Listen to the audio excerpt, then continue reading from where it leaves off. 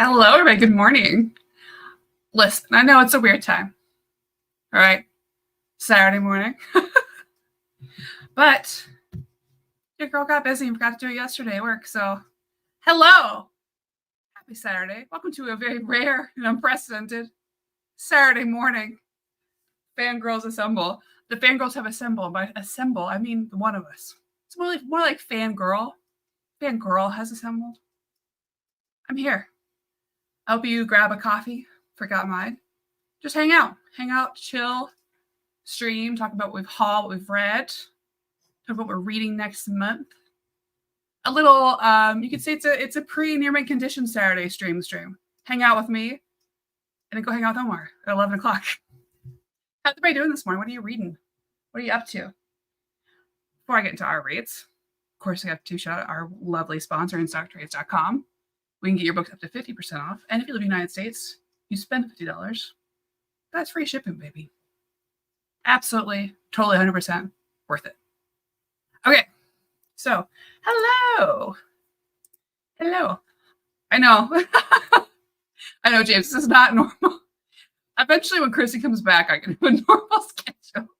Nobody tells you how hard it is running 2 live shows on your own and having to schedule all of that by yourself. It's kind of hard, especially when work is crazy. So I have hauled some things. I've read some things. Some of the things I've hauled, I did leave at my office, so I will not be able to show them to you. But I have read some things. Besides that, though, we just chill and chat, ask questions, tell me what you're reading, talk about stuff. So, forever, a million years ago, I think for my birthday or Christmas, Jessica, the lovely Jessica, gave me volumes 1 through 3. I don't know if it ends there, if there's more, of Star Wars Lost Stars. This is the manga version of the book by Claudia Gray. And so it's the art and the adaptation is by Yusaku Komiyama. So this is just a manga version of that story. And oh my gosh, I'm surprised I waited so long to read this. This is published by Yen Press. It's considered a teen book, but I think it doesn't really matter what it's categorized as far as age. It's very, very interesting because this is set during the original 3 movies. We have these 2 characters, Thane and Sienna. They are from a small planet. I know they probably mentioned which one, but I have already forgotten. And they kind of come from 2 different worlds, even on that planet. Sienna's group is more, it seems like a lower class, whereas Thane's group is seen as an upper class. And at this point, the Empire has already taken over that planet. They've already sworn everybody to servitude and as being part of their regime. And they form an unlikely friendship when they're young. And they also have this very interesting kind of run-in with the Empire early on that inspires them to become Imperial pilots. They want to work for the Empire. And so they train together, they work together. Different things happen to where the Empire is kind of trying to stop that relationship because, the Empire doesn't want you to have close ties, really. And so they try to do different things, even separate them throughout their life and training early on. But it's really interesting because everything kind of changes when they see the Death Star blow up Alderaan.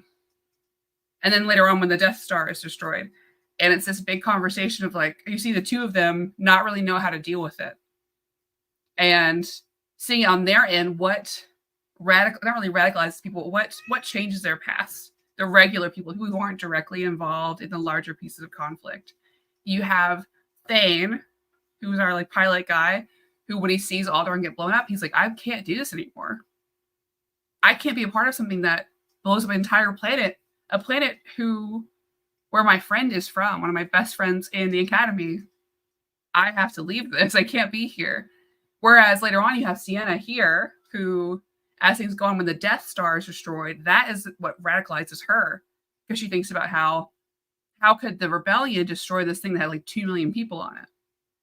And so it's this nice, back and forth, these 2 people on different sides, and their romance and, friendship with one another, despite being so polarized. And so I've only read the 2 volumes I read this morning. I assume that they will, maybe she'll leave and join the rebellion next book. I'm not sure.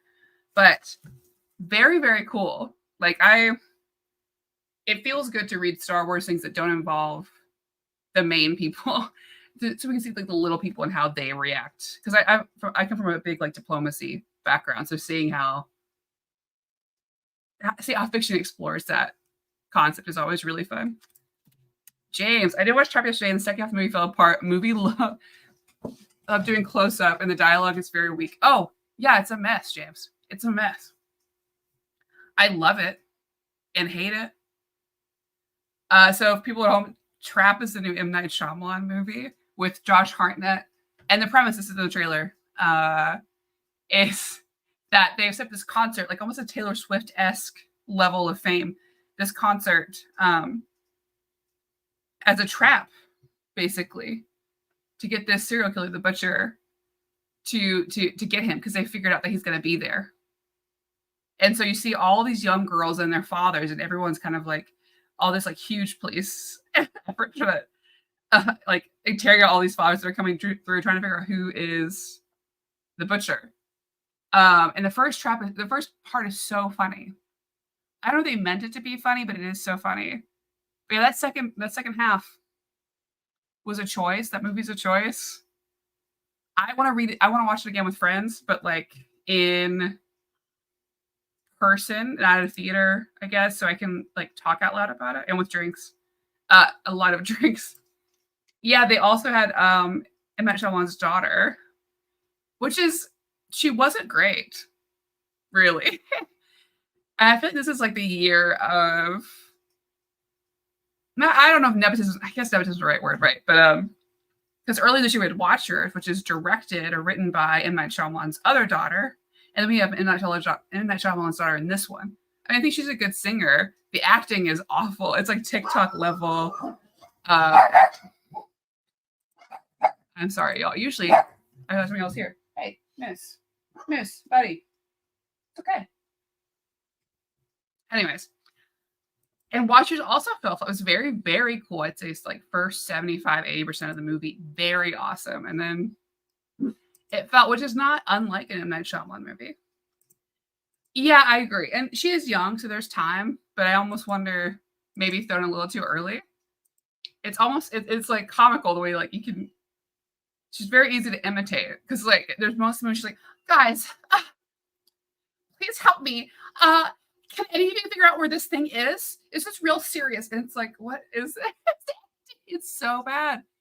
Josh Hartnett, fantastic. 10 out of 10. The girl who is his daughter, great. But it's just cheesy and like Josh Hartnett, aka the serial killer in the movie, is just like very cheesy, like super cheesy dad, which I love. So he's like, hey, daughter's name, like, man, I think it's real swell that we're here together. Do you want a hot dog? We'll go get a hot dog. And he goes, as he goes through, she's 28. She looks like 14. That's wild. I really thought she was like much, much younger than that. That's crazy. So I've read other things as well. So I've been collecting all the floppies for a couple of different series and then putting off reading them. Because I was like, oh, I'll just buy it to support it and then I'll buy the trade. And I realized that's really silly. I should read my floppies that I have. So I finally finished World's Finest Teen Titans. This was going along the same way. It's also written by Wade as the World's Finest series. It only has 6 issues. It's just a nice little look at like what the original Teen Titans like would be like if they were in modern times, basically. So imagine our original Teen Titans, like New Teen Titans, right? Back in the day with Marv.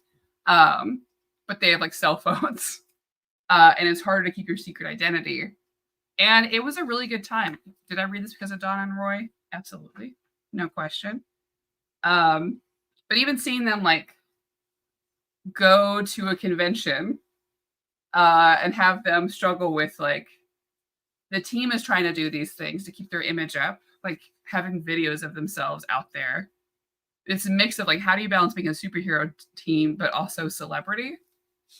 And you have Dick Grayson, who as the leader doesn't feel comfortable revealing who he is to everybody either. So it's an interesting mix of things there. Uh, it's really cool to see them be young again and have fun since you know I love Titans, and I think it's one of the more interesting groups. I've said before, like Justice League feel. I think I've said it, but I know I've read it somewhere. But Justice League is like work friends, and Titans are like family. Um, and it's good to see him have fun and to have a fun story and be fun. Wade's killing it. Like obviously he's been killing it with World's Finest. He's killing it with this. I trust that man in any story he writes personally. It was a good time. It felt short. It didn't feel like there was a lot of. There could have been more life to it. Really, I haven't read on Goodreads yet, but I mean, art alone and the characterization of everybody is pretty great. So if you're a big Titans fan like me, I think this is a must read, must have. I don't think I've bought the hardcover yet, but it definitely will be. This was great to read alongside of like the tales of the Titans that were coming out as well. It was a good year. It was a good year for Titans. I'm excited to read the new Titans book. That new run looks pretty good so far. I'm not sure how it's going to go because I know Roy Harper's part of the Titans right now, but he also just accepted a seat in the Justice League. So maybe this new Absolute DC will see a big change of who's where right now. I don't know. And it continued to show me that Garth is the lamest. I wonder if there's like Garth super fans out there that can give me stories that would make me like him more. It's not Garth's fault. He's not the best Aqua lad. And I appreciate that he's sensitive, but like, it's not a very interesting character. And I finally, after putting it off, maybe because I knew I'd get too emotional, I wanted to read it all in one go. Read all of the 14. I should not have floppies in my life, but I needed to give them money so they would continue this. All 14 floppies so far of Green Arrow. I picked a bunch up. Recently went to the comic book store, my local comic book store. And it was really, that's another story that I liked a lot of the pieces of it. So the premise of this Green Arrow run, this is by Joshua Williamson before he's like moved on. He's doing Superman, right, Chet? And Sean Ikaze on the art. The premise is like it starts out where we have most of the Arrow family together, and they're doing some job in like the city, and they run into Leon Harper. So background for non-big DC people, Leon Harper is Roy Harper's daughter. She died in one of the iterations way back. But she, I think last year, showed up again after being gone because, DC reboots. They're like, hey, we're rebooted. None of that matters. Actually, multiverses are happening again. But she showed up in Catwoman. So she's been hanging out in Catwoman. And finally, now that Roy's alive again, they run into her and they're reunited, but then they're separated again. So there's something happening where if too many of the Arrow family is together, they are like, boop, and they're gone and they're teleported to other places in time and space. So the whole premise of that is trying to figure out what's happening there and what's the cause. And it's a great exploration of like how the family works together, how Ollie is and like his own thing. Because he, Ollie is a very, compared to Batman, because they're very similar, right? Both rich guys with like a lot of gadgets and training. Ollie's the more charismatic one. He's the one that's more close to his family, but he's also a cad. He also makes some very poor decisions. But like Batman, he beats himself up a lot. And like Batman, he tends to do the whole like, woe is me, I should just be alone, right? I should just be by myself. I don't deserve any of this. And so you're trying to figure out, is this something that Ollie has done to himself with the family? And you run into a lot of people from like Oliver's past. So it's a great Green Arrow book as far as like a love letter to the Green Arrowverse in general. Like everyone who's ever been part of this family is like shown up. And I'm talking like the other Speedy, Arrowette, Red Canary shows up. Parallax, if that's going to get you reading, Parallax shows up. We got some Merlin. For our CW show watchers, Diggle. It's really cool. And, it feels good that after everything they've been through, this family gets to spend time together. So I remember when this first came out, I was sad that Roy, after coming back to life, was not part of the Titans book, but he absolutely just needed to be here in this story and reconnecting with his daughter and Oliver and like the whole group. It's a good time. I'm not sure where it's going from here. I'm not sure where all the pieces are laying. And maybe I need to catch up on some of the other like current runs of things. Because I didn't even know that the Justice League had disbanded until like way into this. So that was a little confusing. But yeah, I think if you're a Green Arrow fan like me, you'll really appreciate this. And they do reference, I won't get huge spoilers here, but it seems like DC is trying to make what happened with Heroes in Crisis relevant to everything else. And as much as you know, I hate Heroes in Crisis.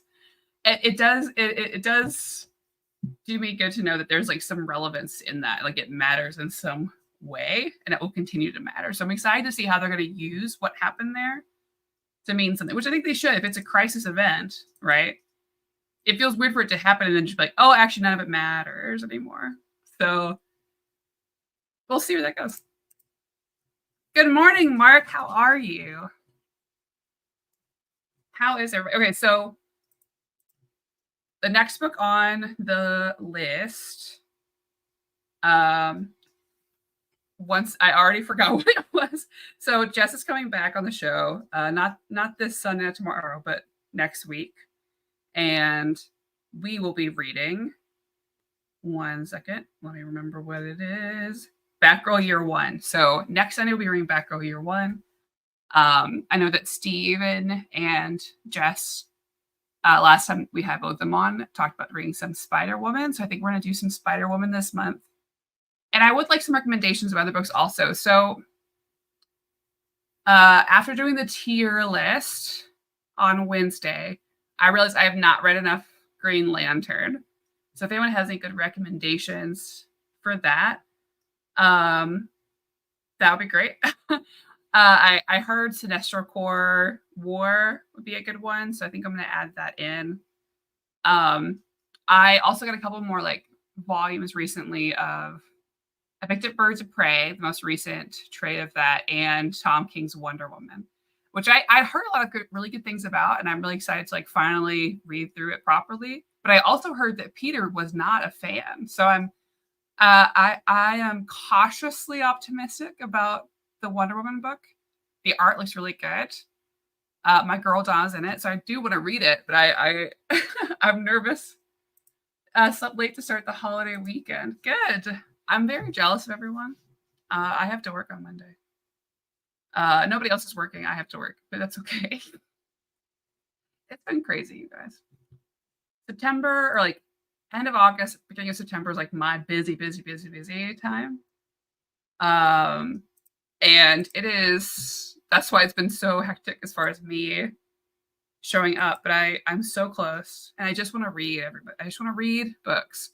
I want to read books. I want to talk to people about books and I want to catch up on things, especially with Absolute DC happening. No, you're not. Bar, you're here. Chill, hang out. I have nothing to talk about now.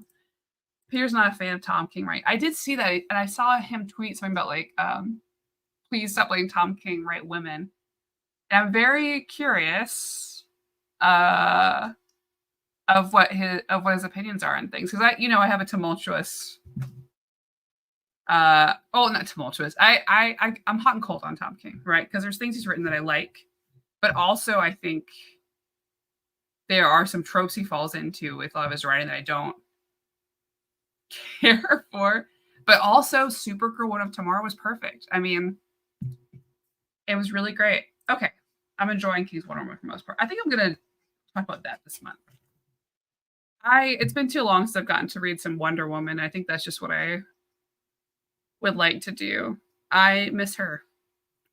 I miss her a lot. So I'd like some more Wonder Woman. Yeah.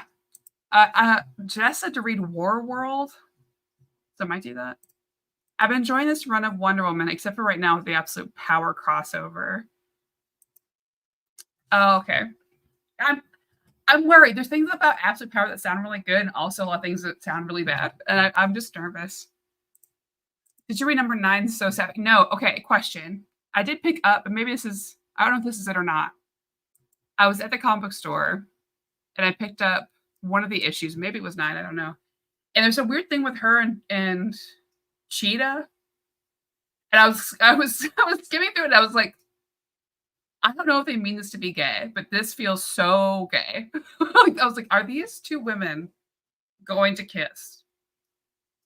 Because now I really would like that to happen. I think it's time. I think it's time. I don't know if that's what it was, but I'm gonna catch up. I'm gonna catch up really quick now. That's my reward. That and Birds of Prey. I don't know if you've read Hero Count, but there's a complete collection coming out in November. And it's the prettiest collection I've ever seen for a comic. Well, I have read it, but not all of it, because so many of the library editions were out of print. So I think I'll just buy that. Bar, do you want to come on the show and talk about it in November when it comes out? Be fun. I almost bought the board game for it at Gen Con. I wish I had the cool coin they gave me over here, but it was very expensive. So maybe we get yeah. Let's do it. I was flexing. Yeah, I'd like to read the rest of it because I really liked what I had read so far. I was really sad that I couldn't get all the library editions, but that's probably better for my wallet. There's a video of unboxing on Mr. Tyler Crook IG. Okay. Like Gen Con had a ton of like comic book board games I didn't have a chance to check out. Like, see, now that I said there's a ton, my brain's gonna think, nope, you can't remember. Are there any other monthly comics? No. And so right now all of my like pull lists are done. So if you have any recommendations of which ones I should be reading, let me know. I'd like to pick up some new ones, or maybe like, I don't know, check out some stuff on DC Universe to make it easy for myself. I'm ready to dig in again to like monthly books. I was putting them off for so long because I just wait for the trades, but now I feel so out of the loop that I'm in the mood, especially once it gets colder here. Any recent prose reads you recommend? I haven't read a lot of prose recently. I haven't read a lot of anything, honestly. I'm excited for the oh my god, my brain's not working. I'm excited for the next book after that the Robin Hood one you talked about, where we both like it's out for you and not out for me yet. Oh, I did read or listen to rather Howl's Moving Castle by Diana Wynne Jones. Because I watched the movie, I grew up with the movie, but I had never read the book. And I really, really dug it. It's not gay, but it's good. It's a nice, like, fantasy fairy tale sort of deal, where this girl gets turned to an old woman and just is dealing with things. And I really like it a lot because she's just like, I would normally be really embarrassed about this thing, but I'm an old woman now, so I don't give a fuck. And that's like the whole premise of the book. It's like Sophie's old now, so she doesn't care anymore, and I really dig it. Okay. Oh, I do want to read Helena Windhorn so bad. Gotham City. Okay, I did not realize Gotham City Sirens was back. Okay. I'll go to my comic store tomorrow and just like do my pull list again. Yeah, I miss Gotham City Sirens. I'm in. So the current crew of that. Okay. How do you like oh gosh, what's the fourth one? So not Catwoman, Poison Ivy, and Harley Quinn. How do you like Punchline? How is she for you in that? Like, she's one I haven't read anything about. Yeah, Punchline. So how do you like her? You might enjoy this Prose Poppy Wars. That one I've seen the cover of a lot. Is that by yeah, R.F. Kuang? I see that around a lot. Okay, I marked it for one to read on Goodreads.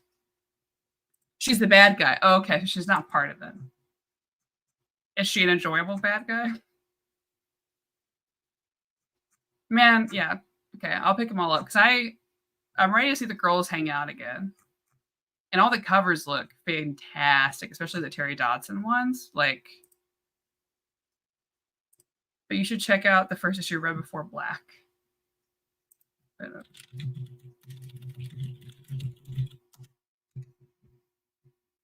I should put comic in here because otherwise, apparently, that's like a million different albums. Ooh. Me. Okay. Crime Story. Oh, I like the art.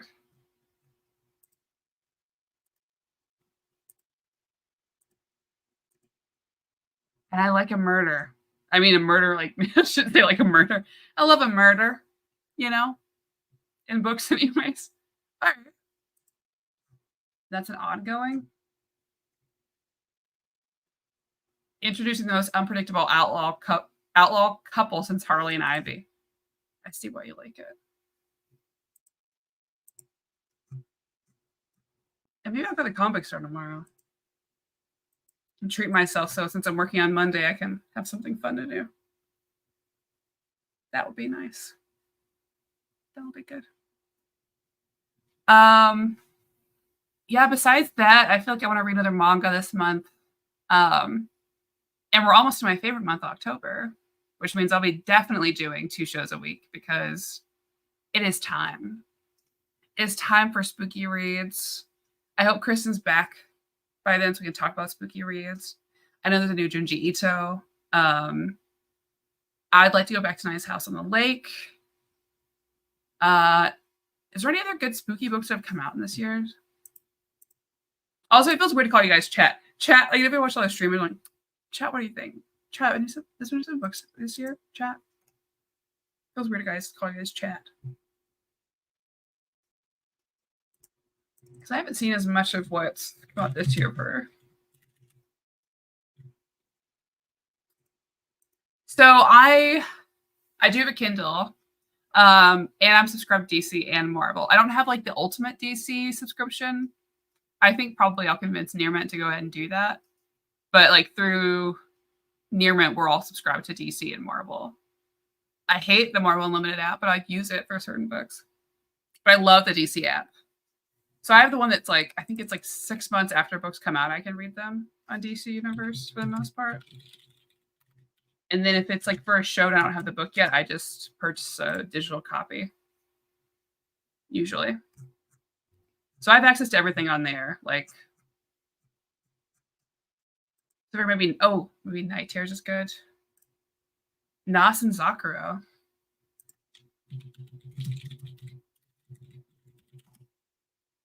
Oh, I've seen this around. This looks really cute. That looks super cute.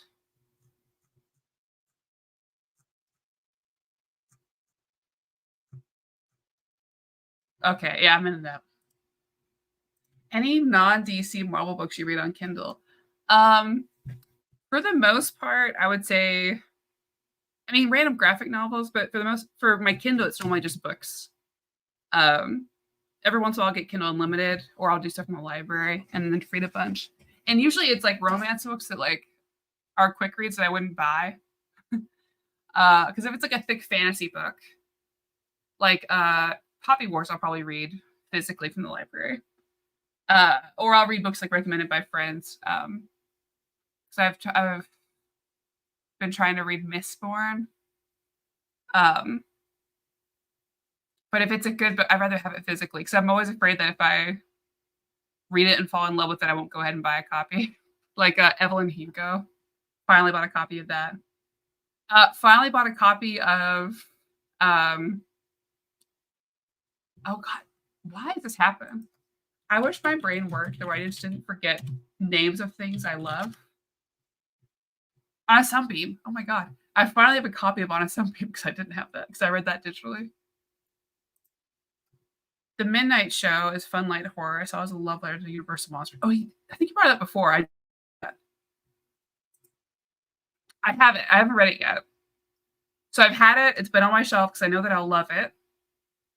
But I haven't gone through it yet. So that's like a goal for the cold months is reading that and its sequel. And then I guess I'm just going to go back through all of Gideon the Ninth again. Because I tried to read Harrow the Ninth and I realized that too much time had gone past between Gideon and Harrow that I am just like too behind. So I've got to read all of it together, I think. Have you read Jasmine Throne? I think that's what it's called. That's another like queer prose. Yeah, Jasmine Throne. I really like that one. Yeah, that's a big one. I need a day where like no one's gonna talk to me. I can sit in like my heated table downstairs with a bunch of tea and snacks, and that's all I do. Which is honestly a dream day. I need to take a day off at some time and then just not do anything or talk to anybody and just read. Hello. But I also need games to stop coming out. It's been a really good year for games, which unfortunately means I read less because I'm so busy doing that. Because Silent Hill 2 comes out beginning of October, and that's like a big love of mine. And then the new Dragon Age game comes out at the end of October. So I will probably be spending all of November doing that. Because I've got to romance all the characters. Ooh, I would love to. I really like them. But the problem is I really like Gideon. And I really want more Gideon. More than I want everybody else. That's a good idea. That's what I should do. Because I can listen to an audiobook while playing like mindless games. Or while cleaning. Yeah, if you know any ones that are like better as audiobooks. Oh yeah, I still have to read The Founders. I'm never gonna remember anything. Maybe I'll do that once in an audiobook.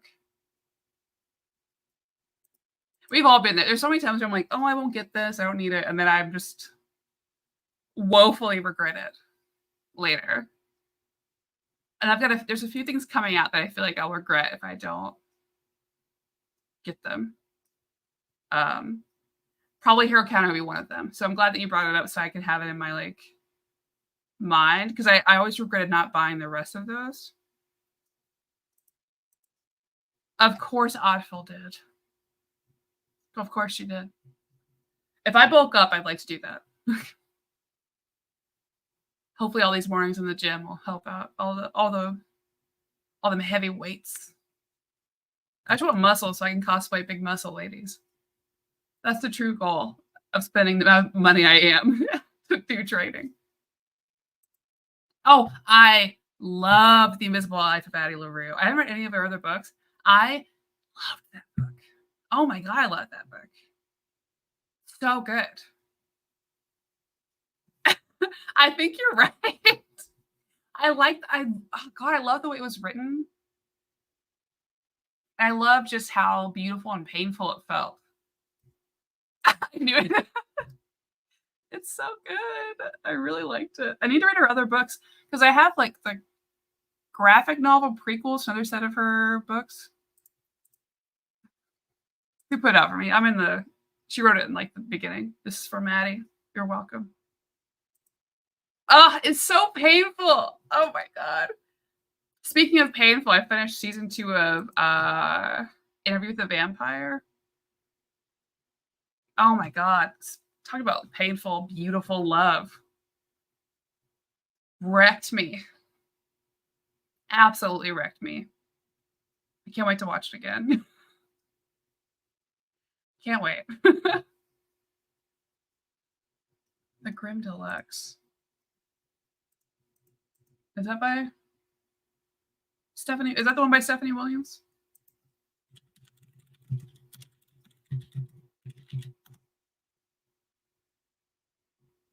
Well, I'll do anything for her, so.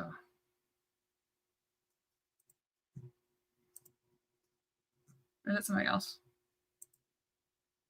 Stephanie Phillips. Phillips. I knew it was a Stephanie. Ooh, that looks really cool. I'm in. Just remind me of all these things that look really cool again before October gets here.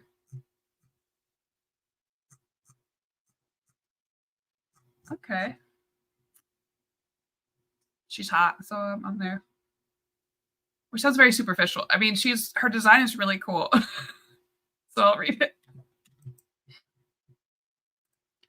You never have to stop.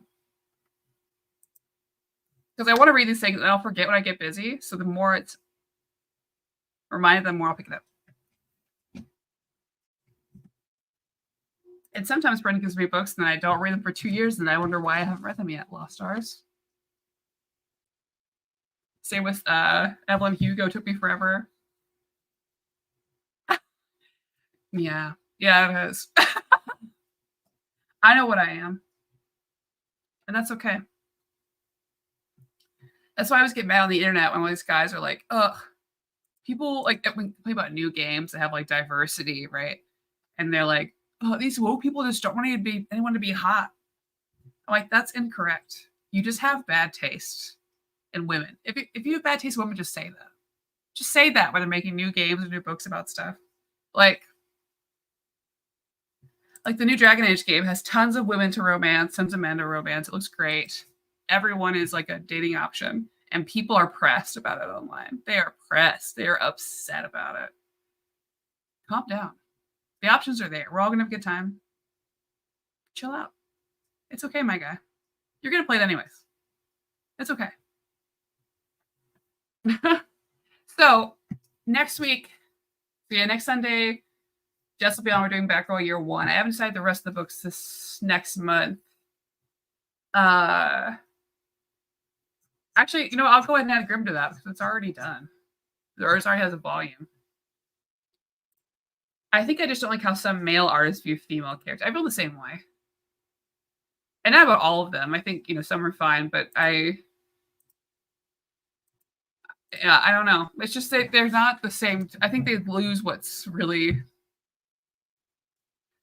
cool about some of these movies.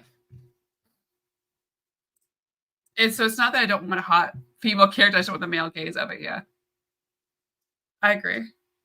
You could do a fangirl talk about Prose book and what you look forward to next year. That'd be cool. If that's one for you guys. I just want to hang out some more, I think, this next month. Because I like when we have these shows we can just kind of chat too. Because sometimes if we read a book, then we're just done. And then I want to talk more, and then we don't have stuff to do. Yeah, I'd be down for that.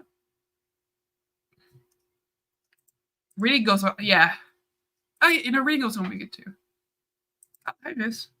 Because I think I'm behind on mine, so I need to put that down. Maybe a reading goals and like talk about certain genres or characters I want to read. And I can just go ahead and schedule them.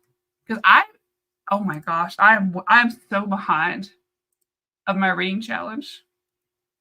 Yeah, we gotta fix that. There were like 200 books last year or something, and according to Goodreads, I haven't logged everything.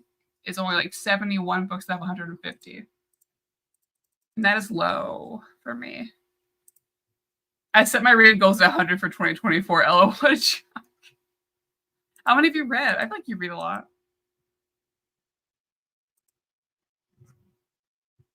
Yeah, this time last year I'd read way more. I'm telling you, video games messed it up. Video games and work messed up all of it for me. But next year, I don't think anything good's really coming out. Oh, you don't consider your comics, just prose. Oh, see, that changes things. Because I put my comics in there as well. And books, I mean, I can get through like 4 to 5 novels a day, but I have to be in the right zone. I think it's just, I'm waiting for it to be cold outside. I want to have a sweater on and a bunch of blankets and tea. And that's what I want. Well, guys, I need to head out and give you all ample time to go tell Omar how great he is too. Thank you guys for hanging out this morning. It's been really fun. I hope you have a good rest of your weekend. For those in the US, I hope you have a vacation weekend, long weekend. Enjoy it for me, as mine will not be long. And I look forward to seeing you all next week. Bye. Oops, I almost hit live students of end stream. That would have been bad. Bye.